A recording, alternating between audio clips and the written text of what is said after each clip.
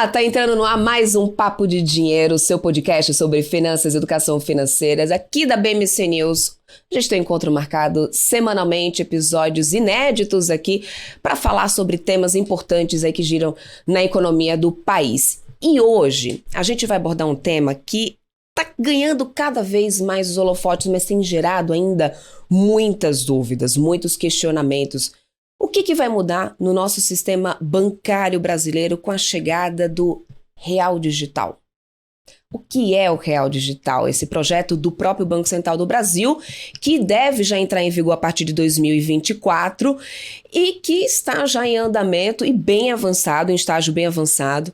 Para conversar sobre isso, nada melhor do que alguém realmente do Banco Central. É por isso que hoje eu tenho aqui agora comigo, nesse nosso Papo de Dinheiro, o Fábio, que vai conversar comigo, o Fábio Araújo, ele que é coordenador da iniciativa do Real Digital do Banco Central do Brasil. Fábio, antes de tudo, eu quero agradecer muito pela tua disponibilidade, da tua agenda, vir aqui esclarecer mais sobre esse projeto, que com certeza é inovador e que tem já levantado tantas dúvidas. Seja bem-vindo aqui à nossa programação. Obrigado, Débora. Eu que agradeço pela oportunidade de discutir esse tema que tem tanta dúvida e está tão borbulhante. Exatamente, né? Tem muitas notícias até já surgindo por aí, de consórcio, nomes que estão sendo citados, mas antes da gente entrar efetivamente no Real Digital, eu queria que a gente pudesse dar um passinho atrás, para que a gente pudesse explicar um pouco, rapidamente, como que funciona esse sistema bancário brasileiro, para o pessoal entender um pouco mais sobre esse processo burocrático que envolve esse sistema. E aí sim a gente ficar, né, todo mundo ficar na mesma página, a gente entender as mudanças que podem vir através do Real Digital. Bem, hoje a gente tem um sistema que é baseado em transferências, que tem o Pix, foi um grande sucesso. O Pix ele faz transferências instantâneas entre os participantes. A adoção foi muito mais rápida do que a gente imaginava, mas o Pix ele tem um foco muito específico, que é o foco nos serviços de pagamentos, né?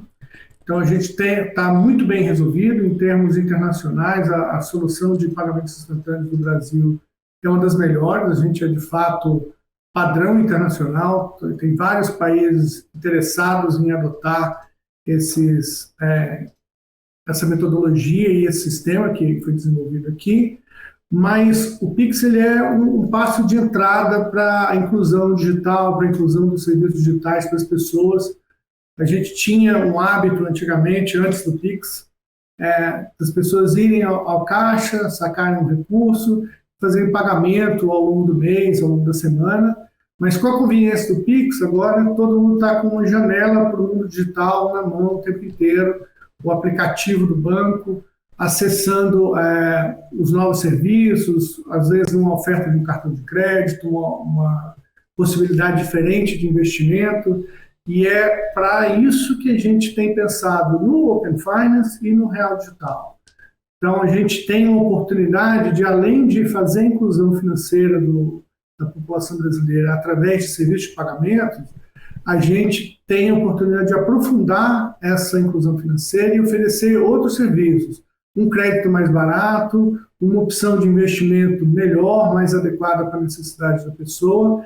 Esse canal, ele abre essa possibilidade. E a gente precisa de uma ferramenta para dar eficiência na gestão desses novos contratos, desses contratos de crédito, nessas novas formas de investimento que a população pode ter. E aí que o Real Digital entra para ajudar a transformar o sistema que a gente tem num sistema que a gente espera que seja mais democrático e mais eficiente para as pessoas. E como que você descreveria esse conceito do programa Real Digital? Porque a primeira coisa quando a gente fala em dinheiro digital, uma moeda digital, já se também se questiona, é uma criptomoeda? Não é uma criptomoeda? Ou seja, isso também tem sido muito questionado, né? Então, como que você descreveria? Qual que é o conceito do programa Real Digital? Essa confusão é uma confusão muito comum de ocorrer, porque a gente está usando as tecnologias que foram criadas no ambiente de criptomoedas, no ambiente de criptoativos, para construir o Real Digital. E a gente optou por usar essa tecnologia justamente porque ela é flexível para você fazer os contratos e gerir essas transações que eu mencionei anteriormente. Então, o real digital, eu diria, sim, não é uma criptomoeda, claramente não é, é o real dentro do ambiente dos ativos digitais. Se hoje você precisa que alguém faça uma transferência para você operar no ambiente de ativos digitais, com o real digital você mesmo vai poder fazer isso. Então, dando um exemplo, trazendo um pouquinho mais próximo do que a gente tem no dia a dia, né? Imagine que eu quero fazer hoje uma compra pela internet e eu vou ver os métodos de pagamento. Eu tenho cartão de crédito, eu tenho boleto, mas se eu tiver só dinheiro físico na mão, eu não consigo fazer aquele pagamento. Apesar de eu ter dinheiro, eu preciso de um intermediário para pegar aquele meu dinheiro físico e fazer uma transferência digital. Às vezes, se a pessoa não tem o cartão de crédito, pede um auxílio de um vizinho, de um parente, faz o pagamento em dinheiro e a pessoa faz o pagamento digital. Hoje a gente tem prestadores de serviço que fazem isso. Eu quero comprar um ativo digital, eu preciso entregar um ativo digital em pagamento. Então eu contrato uma DEX, que é uma exchange para cripto, eu entrego meu dinheiro para eles e eles fazem a operação entregando um ativo digital para pegar aquele criptoativo que eu gostaria de ter na minha carteira. Com o real digital, não só eu vou poder acessar esse serviço, como outros serviços que não estão tokenizados. Eu, por exemplo, vou poder fazer uma transferência mais simples de um automóvel usado ou de um imóvel. Hoje a gente tem aquele problema, né? Quando você vai comprar um automóvel usado, tem sempre aquele momento, eu faço o pagamento antes de receber o documento ou eu recebo o documento e depois faço o pagamento. Alguém está sempre com um riscozinho ali. Se eu fiz o pagamento, será que o camarada vai entregar o documento? Ou se eu entreguei o documento, será que vai ser feito o pagamento? Nesse ambiente digital, a gente consegue eliminar esse risco, transformando o carro numa representação digital da posse e o dinheiro numa representação digital, e essa troca é feita automaticamente. Então, a gente tem várias possibilidades de ganhar eficiência na economia dentro desse novo ambiente. Mas e onde que ficaria guardado esse real digital assim? Eu precisaria ter alguma conta específica, baixar algum aplicativo para poder fazer essa transação? Enfim, como que na prática isso funcionaria? Como que vocês estão nesse andamento, nessa parte do projeto? No ambiente atual de ativos digitais, você tem o que as pessoas chamam de autocustódia. Então, eu posso baixar um aplicativo e colocar lá meus ativos digitais, minhas moedas digitais, só que eu sou completamente responsável por manter aquela carteira. Eu tenho certeza que você já leu várias notícias de pessoas que perderam milhões de reais em bitcoins, que perderam a chave e não tem como recuperar, ninguém tem como recuperar aquilo, mas aquele dinheiro foi perdido. Isso, para um usuário normal, é muito arriscado. A gente não pode fazer um sistema assim. Imagina a pessoa está com a poupança da vida dela, está com a chave guardada em algum lugar, pega um fogo na casa, ou a pessoa perde o cofre onde está guardada essa chave, ela perdeu a poupança dela da vida inteira. Isso não é aceitável para um cidadão convencional, uma pessoa normal que não está acostumada a gerenciar esse tipo de informação. Então, o que a gente pretende, o que a gente está construindo é um sistema que ele é chamado de sistema custodial. Eu preciso contratar um serviço que vai guardar essas chaves para mim e essas chaves que me permitem fazer o acesso. Então, no fim das contas, para as pessoas fica muito parecido com uma conta bancária convencional. A gente vai ter prestadores de serviços que naturalmente vão ser fintechs, bancos ou as instituições de pagamento.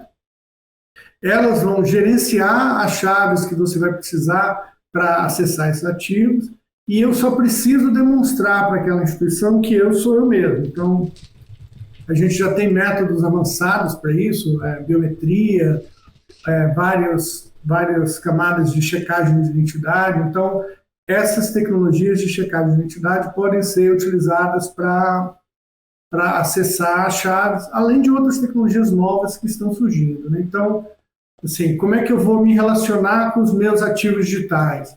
Eu diria que o sistema que a gente está construindo é um sistema para provocar o menor choque possível nas pessoas. As pessoas vão ter lá o aplicativo do banco e vai ter uma parte onde estão os ativos digitais delas, elas vão para aquela aba e começam pegam uma operação de crédito que está no ambiente digital, ou fazem um investimento no ambiente digital, ou fazem um pagamento de um automóvel usando as ferramentas do ambiente digital. Mas para a pessoa mesmo isso tem que ser transparente, tem que ser seguro. Essas chaves têm que estar bem resguardadas e para isso o sistema financeiro tem toda a tecnologia e expertise para garantir a integridade dessa informação. É aí onde entram os consórcios que a gente já está vendo, inclusive, ganhar as páginas de notícia, né? Existem mais de 30 projetos de instituições privadas aí que se candidataram a participar do desenvolvimento do piloto do Real Digital. Fábio, é nesse momento que entra aí para poder ver exatamente quais instituições o Banco Central vai realmente colocar na prática esse projeto? Quando o projeto estiver aberto para o uso da população, todas as instituições financeiras vão poder participar.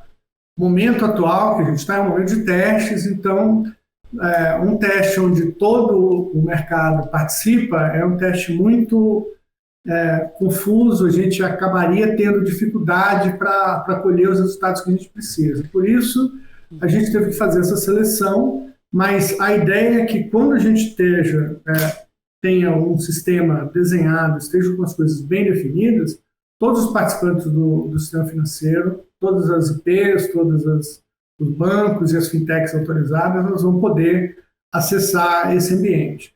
Então, dentro desse ambiente, você vai ter que ter esses prestadores de serviço que eu mencionei antes, que no caso do teste são exatamente essas 14 empresas ou consórcios que foram selecionadas. Elas vão ser capazes de rodar um nó dentro do ambiente, e rodar um nó dentro do ambiente dá acesso à informação que está circulando dentro desse ambiente.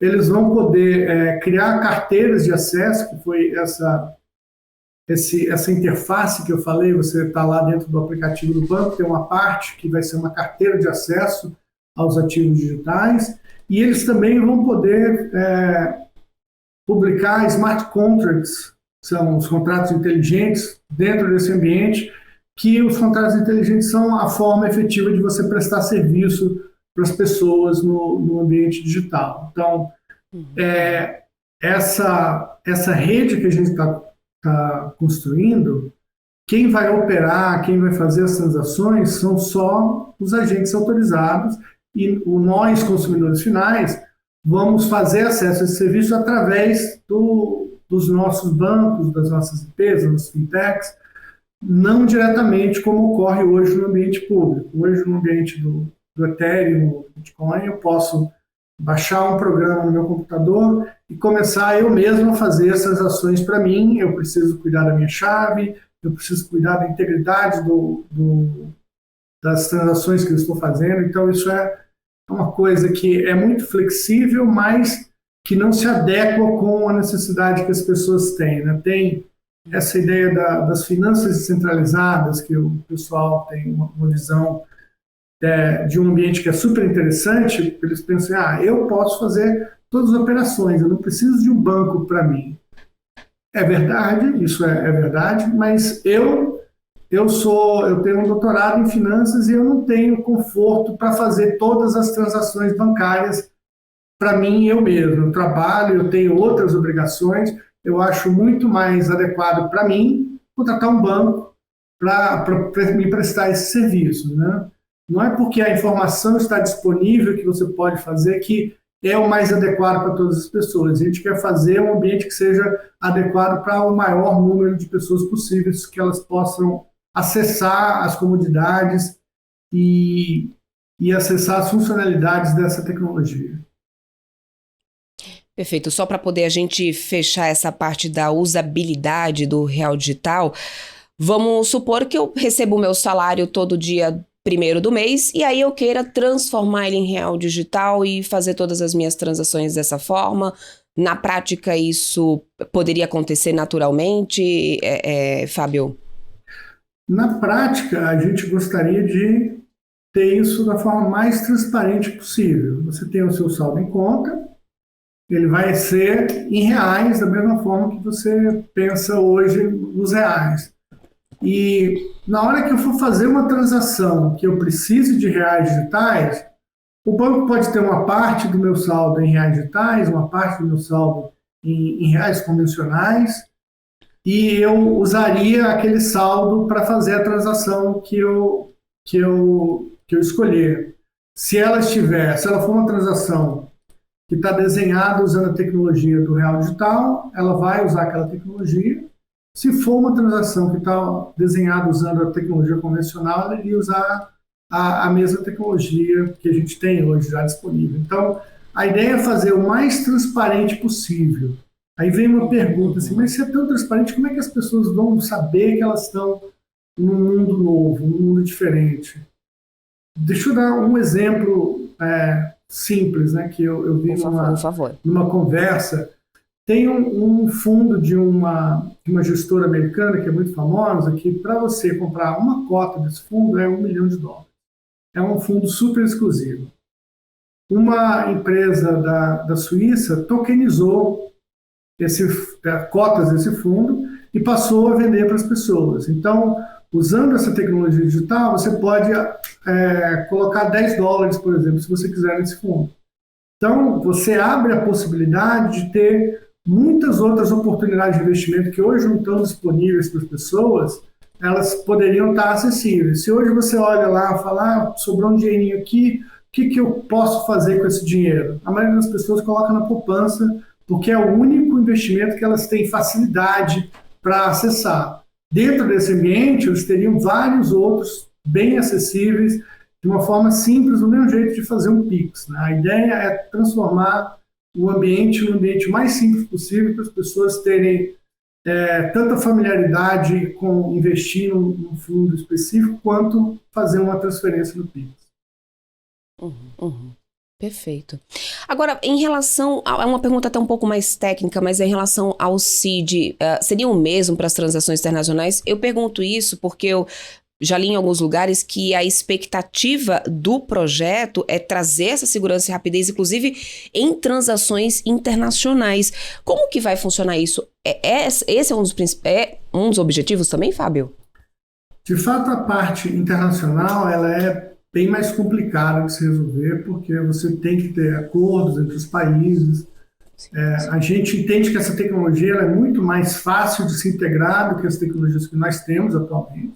Então, todos os países estão muito interessados nessa discussão, mas esse é um tema que eu acho que não dá para cada país tentar resolver bilateralmente com o outro. A gente precisa de uma organização internacional para fazer essa pauta avançar. Então, tem uma pauta internacional em discussão, o G20 tem uma pauta de pagamentos transfronteiriços, onde a CBDC, o real digital e as moedas digitais dos países seriam uma parte fundamental.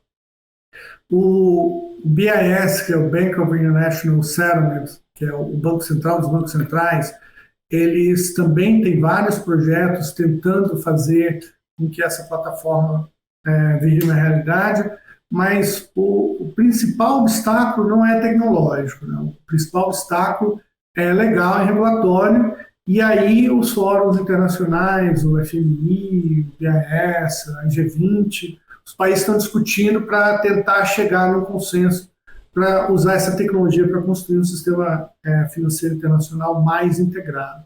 Isso é um dos assuntos que a gente está discutindo, mas o foco principal é em questões domésticas. Quando a gente tiver essas questões de relações internacionais e de diplomacia resolvidas, a gente pode conectar o nosso sistema aos de outros países. Perfeito. Olhando um pouco agora mais para cenário, né?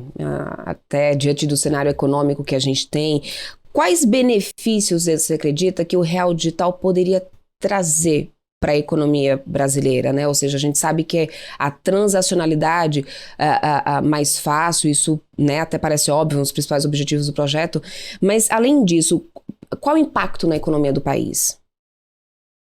Eu diria que o principal impacto seria na inclusão financeira de pessoas que hoje estão fora do serviço bancário. Hoje, se eu vou a um banco pegar um empréstimo, você tem os produtos de prateleira, você tem os empréstimos que estão desenhados e que os bancos têm um mecanismo para gerir aqueles empréstimos. Se as minhas necessidades não se encaixarem com aquele produto de prateleira, ou eu vou ter que adaptar a minha necessidade ao que existe no mercado, ou eu vou ficar sem o serviço. No ambiente de contratos inteligentes, de smart contracts, eu posso criar praticamente um contrato específico para cada pessoa sem aumentar o custo de execução. Então, você tem uma customização do serviço muito maior. Isso faz com que as pessoas possam ter acesso a uma variedade muito maior de serviços, encaixando com a necessidade que elas têm especificamente. Então, isso é um lado da democratização, que é a ampliação do menu de serviços que as pessoas vão ter. Por outro lado, a gente vê também a possibilidade de uma expansão do número de participantes no mercado, porque toda integração que é feita hoje, você precisa de um sistema específico, você tem um compliance específico. Dentro dessa tecnologia, você tem uma padronização maior.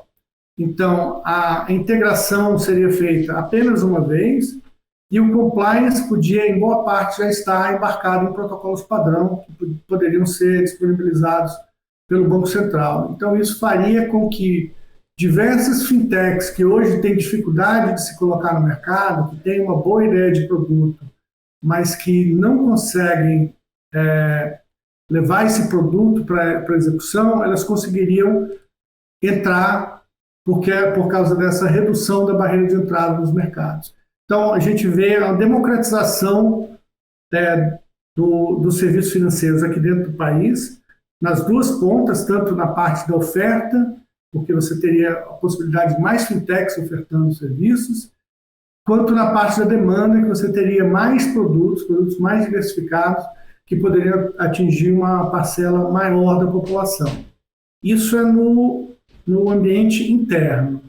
No ambiente externo, quando você pensa em pagamentos transfronteiriços, a gente tem algumas outras coisas boas que podem acontecer também, né? Você pode criar mercados para diversas moedas que hoje são muito difíceis de negociar, então você daria liquidez para essas moedas operarem internacionalmente. Então você estaria, tudo bem que as moedas tendem a ter uma importância regional, essa importância regional ela poderia se ampliar, e no caso do real e da economia brasileira, que é uma economia grande, isso poderia ajudar o real a se tornar uma moeda internacional, uma moeda conversível. Então, tem vários benefícios que podem ser trazidos para a economia brasileira através dessa plataforma que nós estamos construindo para o Real Digital. Perfeito, Fábio. Bom, vou pedir para você continuar aqui com a gente. A gente vai continuar esse papo aqui sobre Real Digital, um tema que tem cada vez mais avançado no Brasil, né? Esse projeto do Banco Central do Brasil, nada melhor do que você aqui conosco para esclarecer todas as dúvidas. Mas antes, eu vou para um rápido intervalo comercial e na volta tem mais papo de dinheiro sobre Real Digital para você.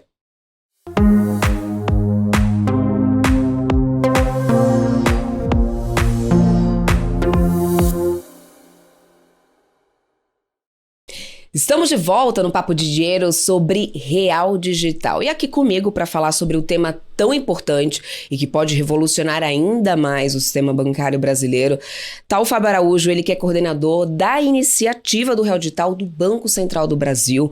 Tá tirando aqui todas as nossas dúvidas em relação a esse projeto. E, Fábio, a gente foi para o intervalo falando justamente sobre essa questão da inclusão financeira que o Real Digital tem a proposta de cumprir. E aí eu chego num outro ponto que já tem sido bastante debatido, que são as crenças mesmo das pessoas em relação a tangibilizar o dinheiro, né? Então, a gente, quando fala hoje, por exemplo, em criptomoeda, em ativos digitais, as pessoas já têm um pé atrás, falam, nossa, mas cadê meu dinheiro? Eu não consigo ver pegar, né? Não faz muito como a gente começou aqui essa edição, falando que as pessoas sempre tinham o hábito de ir no banco, sacar o dinheiro, fazer as transações ali, né? Pegando o dinheiro, fazer. O Pix já mudou muita coisa. Mas ainda existe uma boa parcela ali de gente que tem esse pé atrás em relação a ativos digitais. Como que vocês estão lidando com isso, assim? Vai ter algum trabalho? Vocês estão pensando em fazer algum trabalho educativo, expandir de alguma forma para esse outro lado educacional, para abranger essa amplitude, essa inclusão financeira? O Banco Central tem várias ações de educação, de inclusão e de cidadania financeira. Isso é uma parte fundamental, né? Assim, quando a gente fala de novas oportunidades de investimento, novas oportunidades de crédito, isso tudo traz complexidades para as pessoas. As pessoas precisam entender essas opções. Então, a gente naturalmente tem feito um esforço, esse esforço é contínuo, a gente tem pelo menos uma década que eu tenho acompanhado esse esforço de educação financeira que o Banco Central tem feito. A gente entende que quando você entra no ambiente digital, a gente tem mais do que um problema só de inclusão financeira, a gente tem um problema de inclusão digital, de fato, e isso o governo tem trabalhado também ao longo dos anos para reduzir esse gap, mas como as pessoas sempre falam, meu tio não vai querer usar isso, minha tia, até um conhecido meu que é um pouco mais velho, ele estava conversando comigo, eu expliquei para ele, ele falou, nossa, isso é muito interessante, mas eu já estou velho demais para aprender essas coisas, eu vou continuar usando o meu real físico mesmo, que ele funciona muito bem.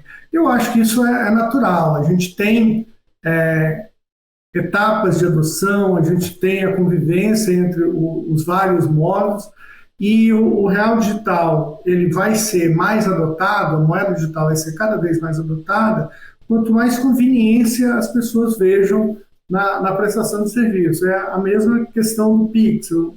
Eu me lembro que quando o Pix foi lançado, tinha muita gente que, não vou usar isso não, isso aí é ruim, eu prefiro pagar em dinheiro. Mas com o tempo as pessoas viram a conveniência, viram que é muito prático, é muito seguro, então acabaram se rendendo às vantagens que o Pix trouxe. A gente espera que o real digital ele siga também esse caminho. A gente está fazendo ações de divulgação, isso no site do banco, nas redes sociais do banco. A gente tem feito esforço de comunicação, não só para o real digital, mas para toda a agenda de inovação que o banco tem tocado, o Pix, o Open Finance, o uso correto do crédito. Isso é uma parte muito importante do trabalho do Banco Central para que tudo isso que a gente está tentando criar para a população seja utilizado de uma maneira adequada.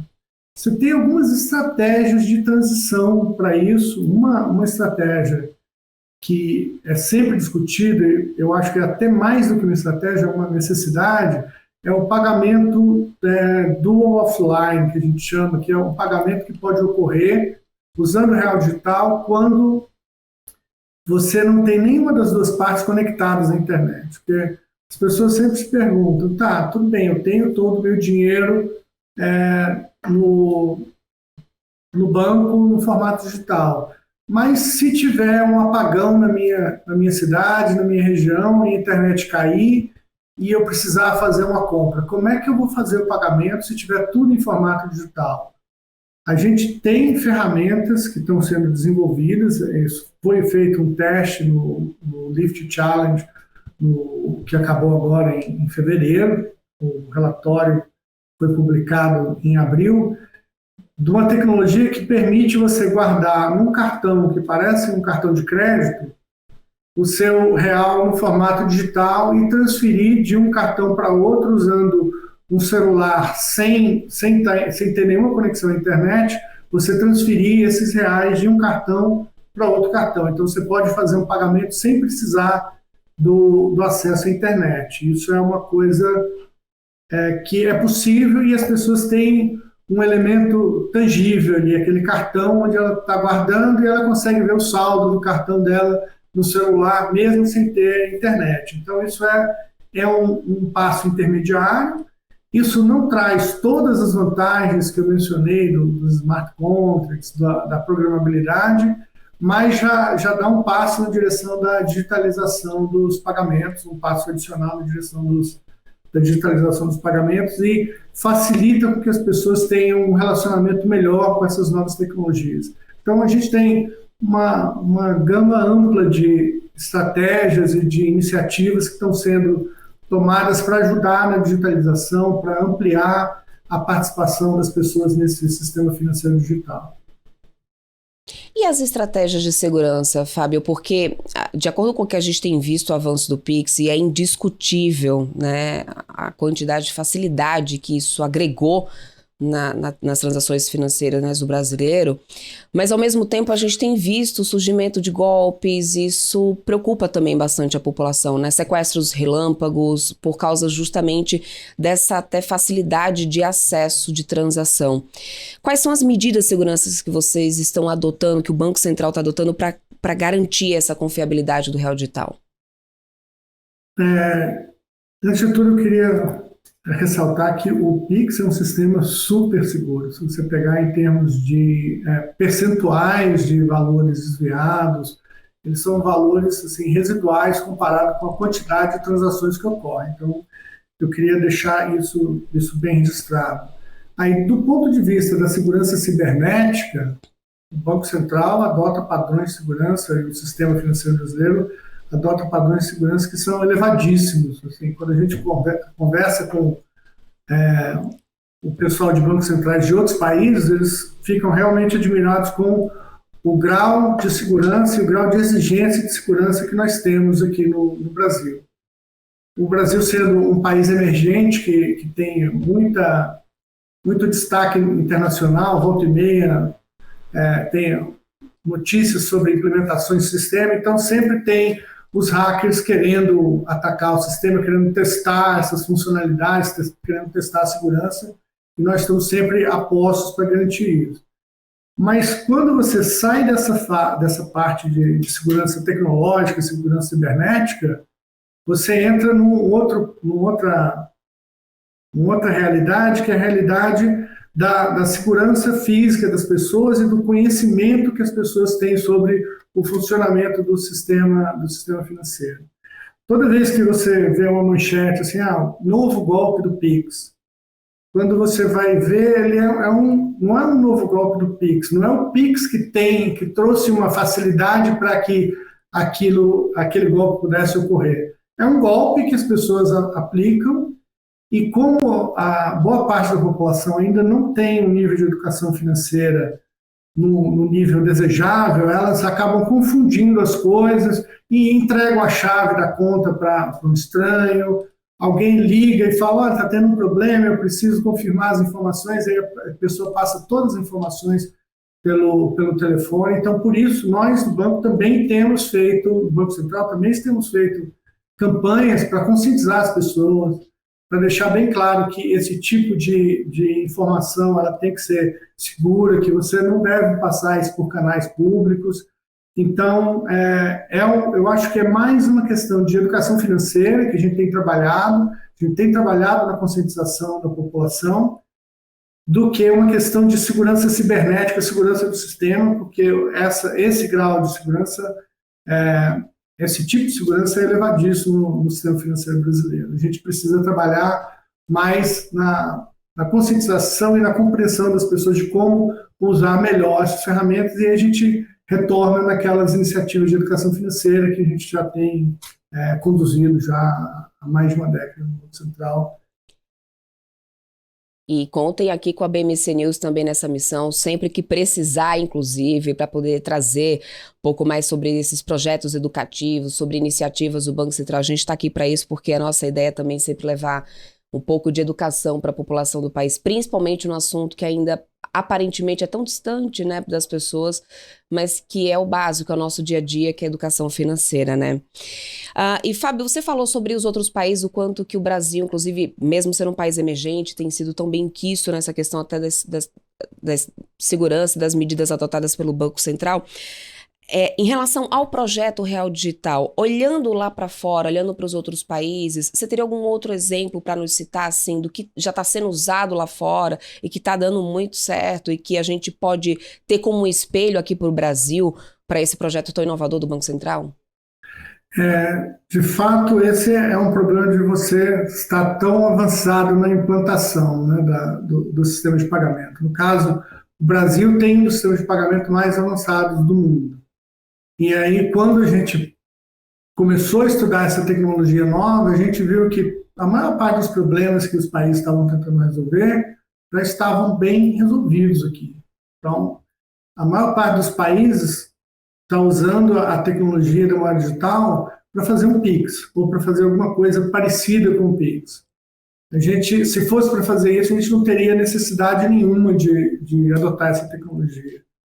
Isso, por outro lado, deu a possibilidade para a gente olhar mais profundamente nessa tecnologia e procurar o que pode ser feito além dessa primeira camada que a gente enxerga nos pagamentos digitais.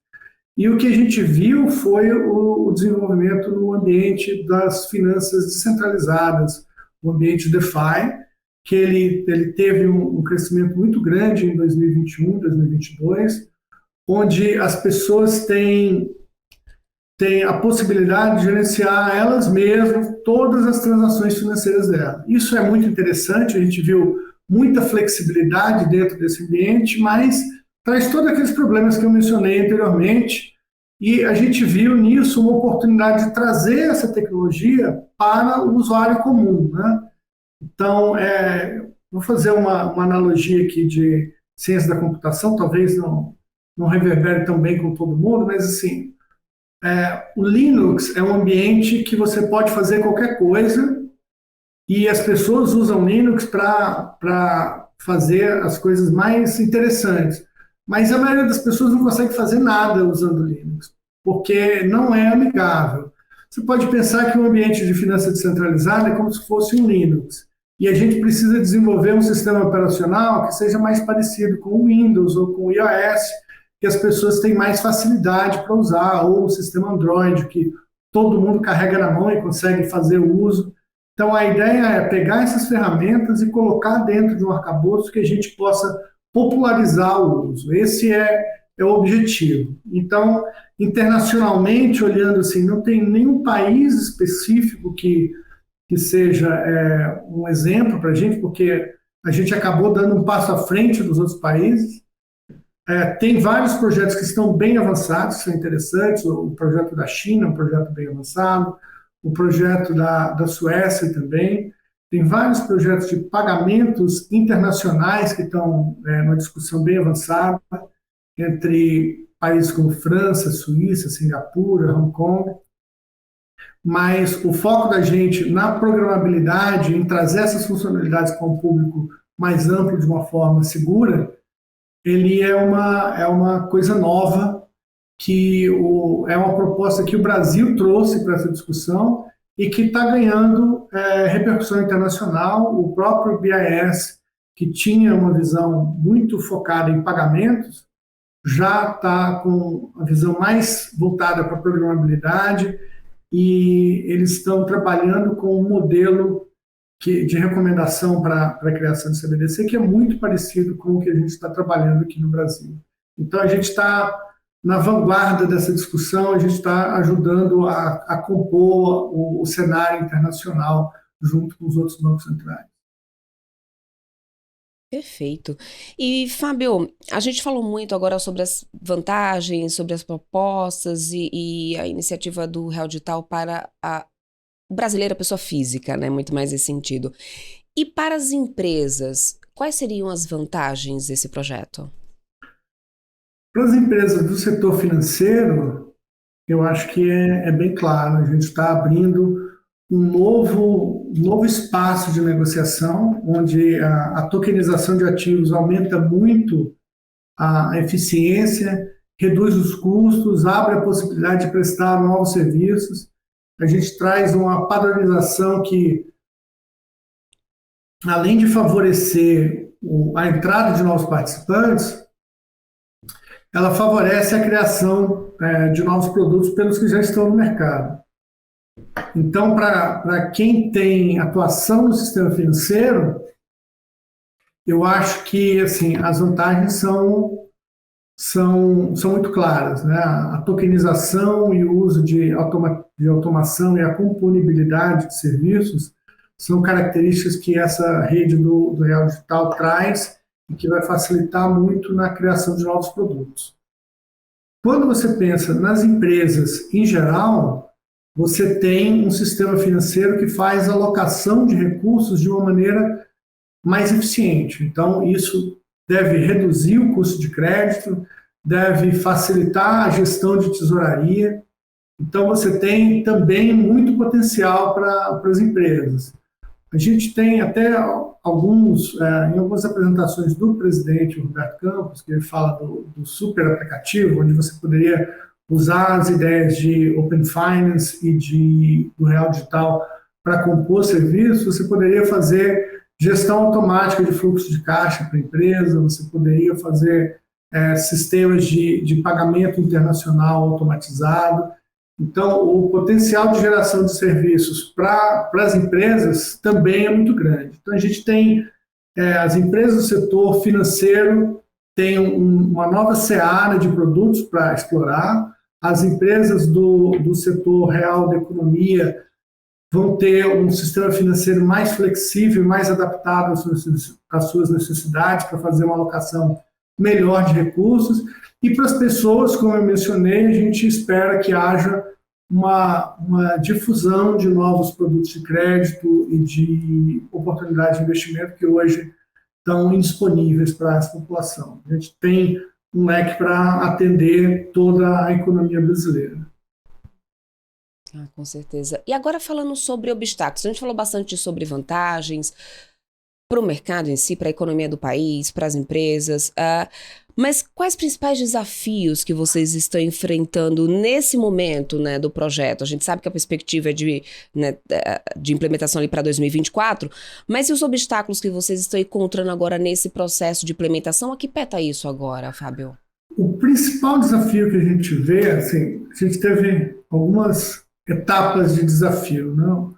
O principal, eu vou descrever os desafios como a gente resolveu e o que a gente está lidando agora especificamente, qual é o desafio da vez. Tem uma série de desafios, a gente vai matando um leão de cada vez para resolver o problema dessa plataforma.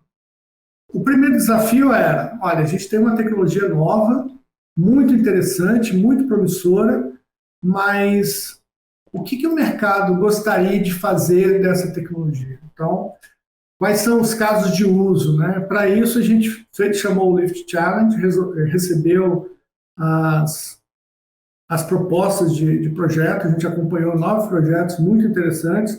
Quem tiver interesse em saber mais detalhes, eu aconselho olhar os relatórios que foram publicados no dia 25 de abril, no Lift Day, estão disponíveis na página do Banco Central.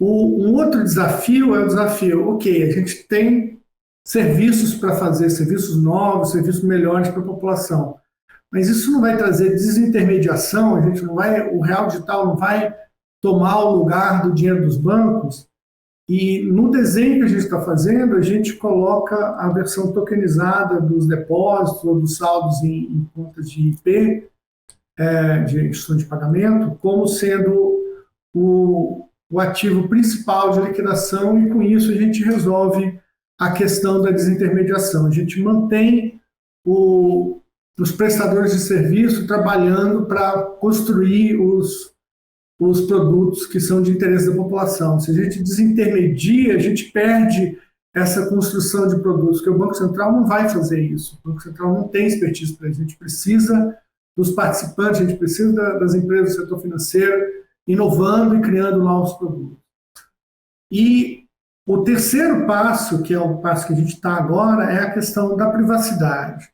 Apesar das pessoas terem a ideia de que tudo que acontece dentro da blockchain é obscuro, ninguém sabe o que está acontecendo, de fato isso não é verdade. Com algumas técnicas você consegue identificar ou com uma probabilidade elevada identificar quem é que está fazendo uma transação dentro do ambiente de blockchain, do ambiente Ethereum, e porque os ambientes foram construídos para que você possa checar toda a informação. Só que você não sabe quem é que está fazendo, mas a partir do momento que você puxou o fio da meada, você sabe todas as transações que aquela pessoa fez. Então, isso traz uma fragilidade para o sistema que não é compatível com a LGPD, não é compatível com o sigilo bancário, mas existem técnicas para tratar disso e a gente está exatamente nesse momento, essas 14 empresas e consórcios que a gente selecionou, elas estão exatamente nesse momento ajudando o Banco Central a testar a privacidade, para ver as técnicas que a gente pode dar privacidade para a transação, para a gente seguir adiante. Então, o obstáculo da vez é garantir a privacidade das pessoas dentro desse ambiente, isso é uma questão fundamental. O real digital ele não deve alterar o equilíbrio de privacidade que está estabelecido pela sociedade brasileira, isso é uma coisa que vai além do mandato do Banco Central, além do mandato do projeto Real Digital. A gente tem que se adequar ao grau de privacidade que as pessoas desejam ter. Então, a gente está trabalhando para reproduzir esse grau de privacidade dentro da plataforma do Real Digital. E o grau de privacidade, o obstáculo seguinte, resolvido esse, seria de você ter diversidade de produtos no mercado para ser oferecido nessa plataforma, e nisso a gente tem conversado com o mercado, conversado com todos os participantes, ajudado a construir essa visão de como a plataforma vai ser disponibilizada para a criação de produtos, de modo que quando a gente chegar lá no final de 24, a gente espera ter vários fintechs com várias ideias para produtos novos, e vários incumbentes com ideias de como prestar os serviços que hoje são prestados de uma maneira mais barata, mais segura para as pessoas, e aí o Real Digital vai ser amplamente adotado, tanto pela população quanto pelos prestadores de serviços. Perfeito, Fábio. Só para poder a gente encerrar o nosso papo, já está caminhando aqui para a reta final. A última pergunta, e essa eu deixei para o final porque eu acho que foi a dúvida que eu mais ouvi, né, nesse processo aqui de preparação para essa nossa entrevista, esse nosso papo, era exatamente a seguinte: qual que é a diferença do real digital para as moedas digitais já existentes, Bitcoin e Ethereum, por exemplo? A diferença é que Bitcoin, Ethereum, Solana, Cardano, todas essas criptomoedas, elas são moedas que estão associadas com uma infraestrutura que não tem nenhum Estado por trás, não tem nenhuma regulação para sustentar. A frase do ambiente de cripto, do ambiente de finanças descentralizadas, né? O código é a lei. Então, o que está escrito no funcionamento é o que ocorre.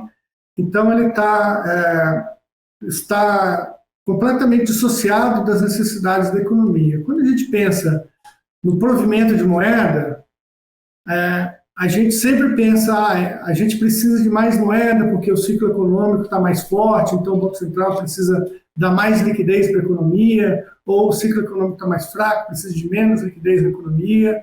Então, o Banco Central ele tem os mecanismos para regular a quantidade de liquidez que é necessária para que a economia funcione bem.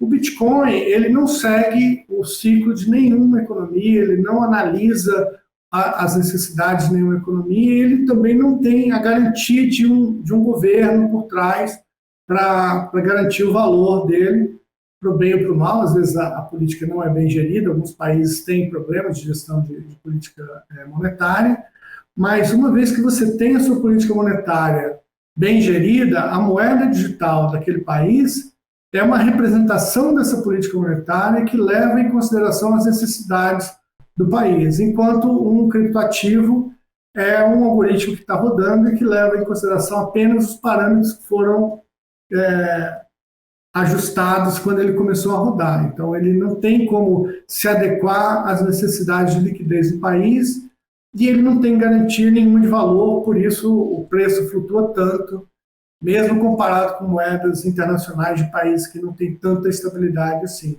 Então, é uma coisa muito mais arriscada do que a moeda que a gente está acostumado a usar no dia a dia. Sensacional, eu acho que dúvidas mais do que esclarecidas. Fábio, obrigada pela didática, obrigada pelo seu tempo. Deixo aqui toda a programação da BMC News de portas abertas para o Banco Central, né? Sempre que precisarem, inclusive, para usar a gente como essa ponte de comunicação aí com os telespectadores, com os brasileiros. A gente está aqui para isso.